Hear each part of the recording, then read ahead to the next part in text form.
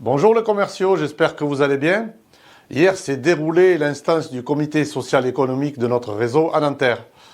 L'UDPA a fait plusieurs interventions auprès de M. Thierry Gouman et en particulier sur la santé avec une comparaison tarifaire entre le réseau AEP et le réseau AGA qui malheureusement met en difficulté nos collègues sur le terrain.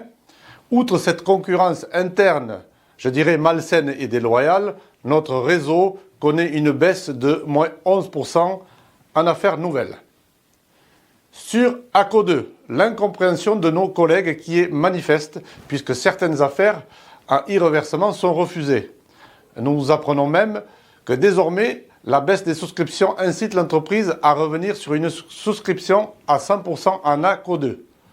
Décidément, après ACO1, la deuxième opération en épargne avive les rancœurs des producteurs.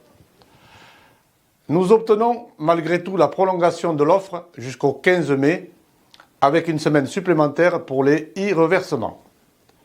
Au niveau du bilan social, après une baisse des rémunérations en 2022, malheureusement l'année 2023 est tout aussi préoccupante puisqu'au cumul, pour les chargés de clientèle, c'est une perte de 1 114 €. Et pour les responsables de clientèle, une somme de 2 652 €. Les inspecteurs sont également en perte. Et donc pour l'UDPA, c'est inacceptable puisque l'entreprise engrange des bénéfices, procède à des rachats de ses propres actions et dans le même temps, les salariés ne sont pas conviés au partage de la valeur. Pire encore, la direction a repris les 800 € d'avance de frais. Cela démontre bien, s'il en était besoin, le manque flagrant d'empathie pour les producteurs. Nous avons donc renouvelé notre demande de versement d'une prime de 2 000 € pour tous les salariés.